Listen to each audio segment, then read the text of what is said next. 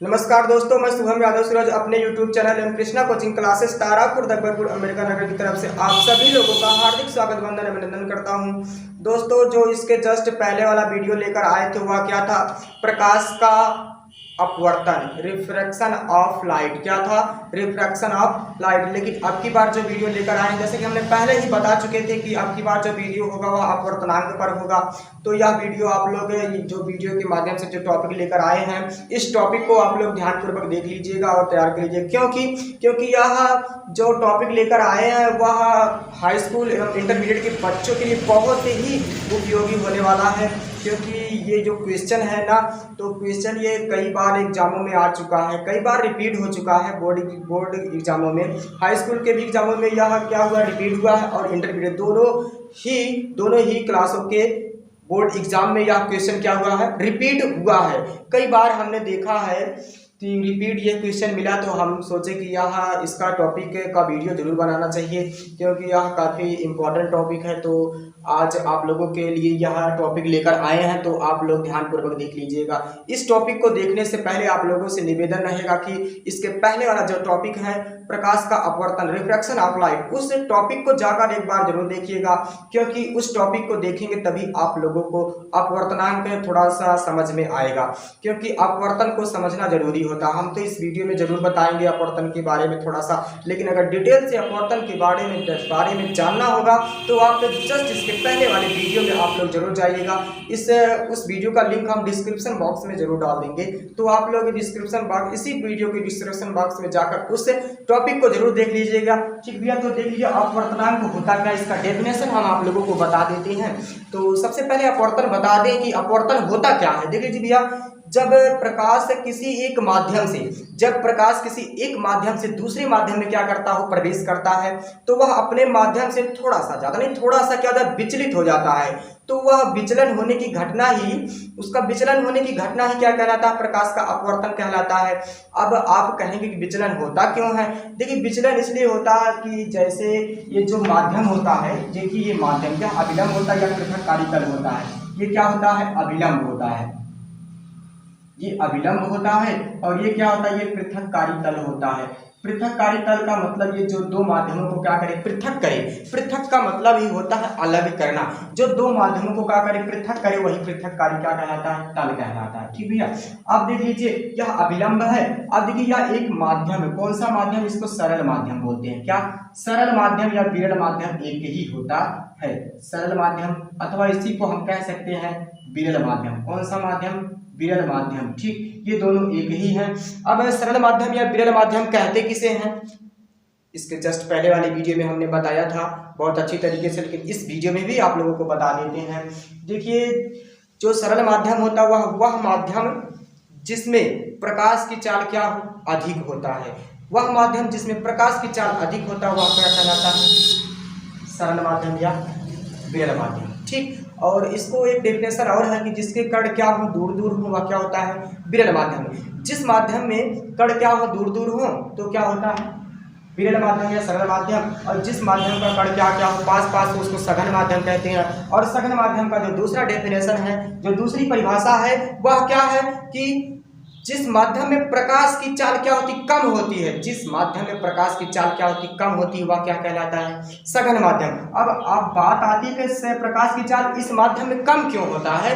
कम इसलिए होता है क्योंकि इसके कण पास पास होते हैं। आप भी अपने ऊपर तुलना कर लीजिए कि आप जब बाइक चलाते हैं, क्या चलाते हैं, बाइक चलाते हैं। अगर बाइक नहीं चलाते, साइकिल चलाते हैं ना, तो साइकिल जब खाली रहता है तो खूब तेज मंगा देंगे, एकदम भागने दो साइकिल, तो ठीक है, तो भागता साइकिल खूब स्पीड से लेकर जाते हैं अपना साइकिल को, तो साइकिल खूब स्पीड से लेकर जाते हैं कब, जब रोड खाली रहता है तब। जब वह रोड क्या है, एक माध्यम मान लो ना रोड को, तो रोड जो है एक माध्यम है। जब वह माध्यम खाली रहता है, खाली रोड को आप क्या बोलो, सरल माध्यम। उसको एक माध्यम बोलो और सरल माध्यम बोलो, ठीक है। वह जब खाए खूब तेज से आप साइकिल भगाते हैं, लेकिन अगर जब वही क्या रहता है, जो चार लोगों का भीड़ रहता है, तो आप स्लो कर लेते हैं। स्लो करते कि नहीं, ब्रेक क्या करते हैं, ब्रेक को पुश कर देते, दाब देते हैं। तो वह देखिए तब वह कौन सा, वह थोड़ा मतलब धीम कर लेते हैं आप उसे। तो एक बार जब ब्रेक मारते थोड़ा सा विचलन भी होता है ना साइकिल में, होता कि नहीं होता है। तो बस यही एकदम प्रकाश में भी वही एकदम है।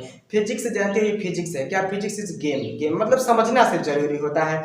अब जैसे हम लोग गेम बहुत खेले हैं, अभी मतलब ये जो भी गेम खेला जाता है तो सब जाने फिजिक्स के आधार पर ही सब मतलब होता है। देखिए अब हुआ क्या, एक माध्यम से दूसरे माध्यम में जब प्रवेश करेगा तो अपने मार्ग से क्या हो जाता है, विचलित हो जाता है। बस ऐसी विचलन होने की घटना को क्या कहते हैं, अपवर्तन कहते हैं। अब यह जो माध्यम है वह कौन सा माध्यम है, सघन माध्यम है। अब सघन माध्यम हम आप लोगों को बता ही चुके हैं कि किसे कहते हैं सघन माध्यम।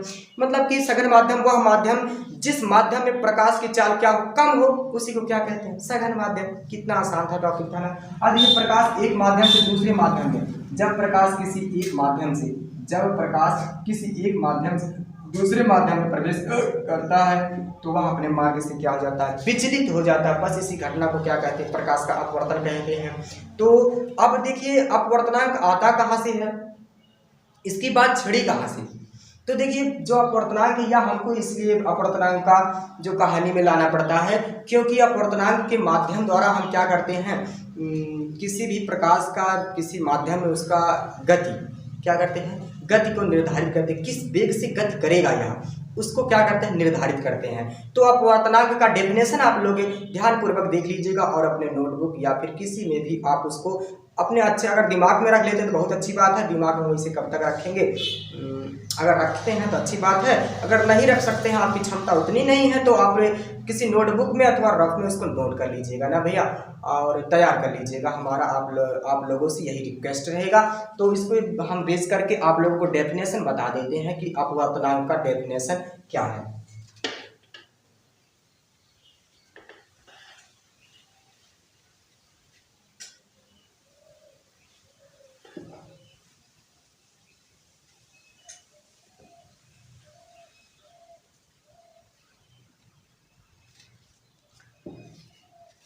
तो देख लीजिए इसका डेफिनेशन क्या है।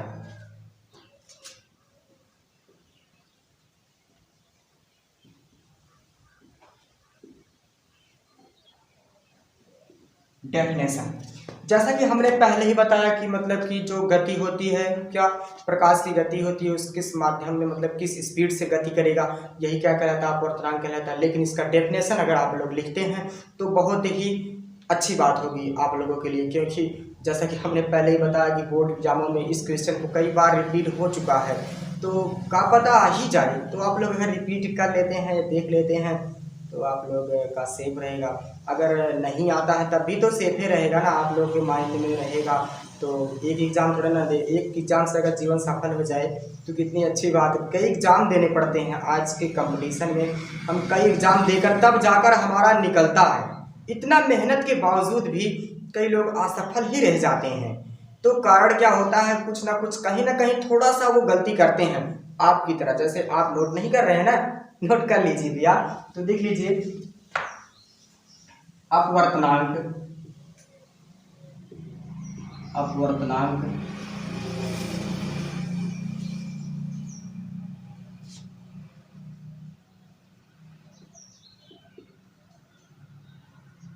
किसी माध्यम का, अपवर्तनांक किसी माध्यम का वह गुण होता है जिसके आधार पर उस माध्यम में प्रकाश किस वेग से गति करेगा निर्धारित होता है। क्या होता है, निर्धारित होता है। देखिए इसका डेफिनेशन क्या है अपवर्तनांक का, कि अपवर्तनांक किसी माध्यम का वह गुण होता है जिसके आधार पर उस माध्यम में प्रकाश किस वेग से गति करेगा, इसका क्या होता है, निर्धारित होता है, इसका क्या होता है, निर्धारण होता है। तो इसी को क्या कहते हैं, अपवर्तनांक कहते हैं। इसका डेफिनेशन वैसे कई लोग बहुत बड़ा बड़ा बताते हैं, तो बड़ा बड़ा डेफिनेशन से कुछ मतलब नहीं निकलता है। आपको समझना चाहिए, उस कॉन्सेप्ट को समझो और उतने ज्ञान लो जितने से हमको क्या सफलता मिले। अब बहुत ज़्यादा ज्ञान लेना भी अच्छी तरीका अच्छी चीज़ नहीं है। अब इसके बारे में बहुत ज़्यादा डीपली जानने की क्या ज़रूरत है, जब हमको मतलब अपवर्तनांक जिससे से हमारा नंबर मिल जा रहा है उतने तो हमको चाहिए, तो और क्या इसके बारे में बहुत ज़्यादा डीपली लोगे आप लोग। तो बस यही जानो कि अब डीपली भी हम बता दें आप लोगों को। देख लीजिए, यह क्या है, तल है। आप लोगों को पहले बताएं, पृथककारी तल है जो किसी दो माध्यम को क्या करता है, पृथककारी तल जो दो माध्यमों को क्या करता है, पृथक करता है, अलग करता है ना। तो देख लीजिए यह क्या है, अभिलंब है। यह क्या है, अभिलंब है। तो देखिए प्रकाश इस माध्यम में, यह कौन सा माध्यम है, विरल माध्यम है। कौन सा माध्यम है, विरल माध्यम है। ये कौन सा माध्यम है, सघन माध्यम। ये कौन सा माध्यम है, सघन माध्यम है। प्रकाश इस माध्यम में किस वेग से गति कर रहा है इसका निर्धारण, और इस माध्यम में किस वेग से गति करेगा इसका निर्धारण करने के लिए किसकी जरूरत पड़ती है, अपवर्तनांक को। तो जो इसका माध्यम है, इस खेल को खेलने के लिए हमको किस उपकरण की आवश्यकता है, अपवर्तनांक। अपवर्तनांक का क्या करना, हमको इसको यूज करना पड़ेगा, तभी हम क्या करेंगे, इसका निर्धारण निकाल पाएंगे। तो देखिए अपवर्तनांक इक्वल टू होता क्या है, अब आप लोग इसको देख लीजिए। ये चीज आपको समझ में आया कि नहीं आया, ठीक, ये चीज समझ में आ गया होगा हमको उम्मीद है। तो देख लीजिए अपवर्तनांक इज इक्वल टू होता क्या है, अपवर्तनांक इज इक्वल टू होता है वायु या निर्वात में प्रकाश की चाल बटा माध्यम में प्रकाश की चाल। इसको हम डिनोटेड किससे करते हैं, अपवर्तनांक को हम डिनोटेड किससे करते हैं, म्यू से। इसको अथवा म्यू से हम डिनोट करते हैं, अथवा इसको हम एन से डिनोट, कई लोग एन से भी डिनोट करते हैं।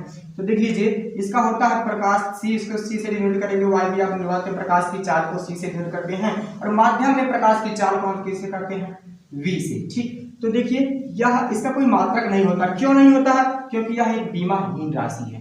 कैसी राशि है, बीमाहीन राशि है अपवर्तनांक। तो इस बेस पर हम आप लोग को एक न्यूमेरिकल भी कराएंगे, उसको भी आप लोग ध्यान पर देखिए, क्योंकि कभी कभी इसी के आधार पर इस क्वेश्चन को अगर डेफिनेशन नहीं देता है, परिभाषा, तो इससे न्यूमेरिकल दे देता है। तो इसको न्यूमेरिकल को भी जानना आप लोगों को क्या होगा, बहुत ही जरूरी होगा, बहुत ही इंपॉर्टेंट होगा। तो उस न्यूमेरिकल को भी आप लोग क्या करिए, देख लीजिए ना भैया। तो न्यूमेरिकल को देख लीजिए और इसको पहले समझ लीजिए क्या होता है अपवर्तनांक का डेफिनेशन। अपवर्तनांक किसी माध्यम का वह गुण होता है, किसी माध्यम का वह गुण होता है जिसके आधार पर उस माध्यम में प्रकाश किस वेग से गति करेगा निर्धारित होता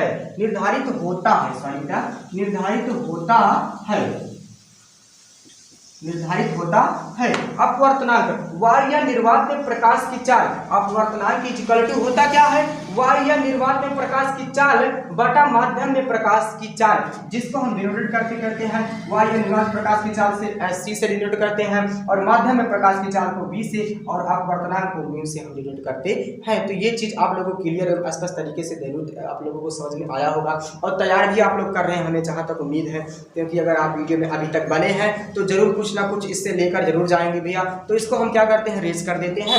बस इसके जस्ट अगला टॉपिक आपको न्यूमेरिकल ही बताएंगे, क्योंकि न्यूमेरिकल भी कई बार हमने देखा है, रिपीट में कई बार न्यूमेरिकल भी दिया है, और एक नहीं 4 4 5 5 6 6 नंबर के दिए। 6 नंबर का मायने रखता है। एक नंबर से कभी आप कंपटीशन के एग्जाम में जब एक नंबर से छट जाते हैं, उस तकलीफ को आप समझिए।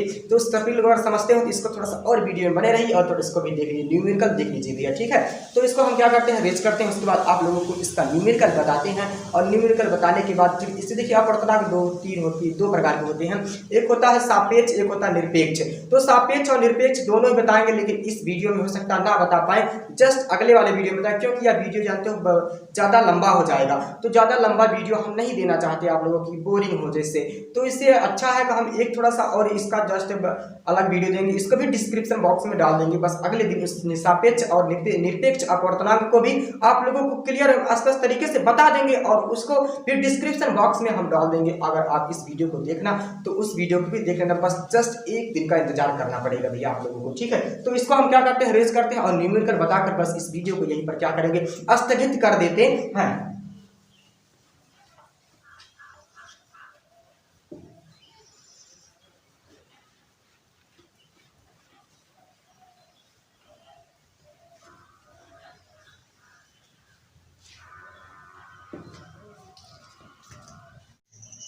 देखिए क्वेश्चन हमारा क्या कहता है कि प्रकाश वायु से 1.50 अपवर्तनांक कांच की प्लेट में प्रवेश करता है। कांच में प्रकाश की चाल कितनी है, जबकि निर्वात में प्रकाश की चाल का दिया है 3 × 10⁸ मीटर प्रति सेकेंड। इतना तो हमको दिया क्या है, दिया है म्यू, क्योंकि म्यू इक्वल टू अपवर्तनांक होता है 1.50 दिया है। उसके बाद सी इक्वल टू क्या, प्रकाश की चाल दिया है कितना, 3 × 10⁸ दिया है मीटर प्रति सेकेंड ये दिया है। और हमको ज्ञात करना है v कांच का अपवर्तनांक, किसका अपवर्तनांक, कांच का अपवर्तनांक ज्ञात करना है।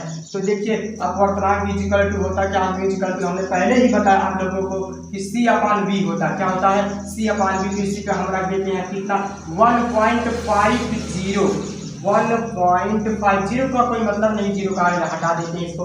1.5 इज इक्वल टू सी प्रकाश 3 × 10⁸ मीटर प्रति सेकेंड अपान v कांच, ये माध्यम में प्रकाश की क्या है, चाल है। तो इसको हम इक्वल टू इसको लिख सकते हैं, ये जब इधर आएगा तो हो जाएगा v, क्या हो जाएगा v कांच इज इक्वल टू, अब देखिए यहाँ पर 3 × 10⁸ मीटर प्रति सेकेंड, इसको ऐसे रहने देंगे अपान ये कितना 1.5। अब दशमलव हटाने के लिए क्या करेंगे, ऊपर 10 से गुणा करेंगे, हो जाएगा कितना 30 हो जाएगी। वो कितना जाएगा v वो कितना जाएगा v कांच इज इक्वल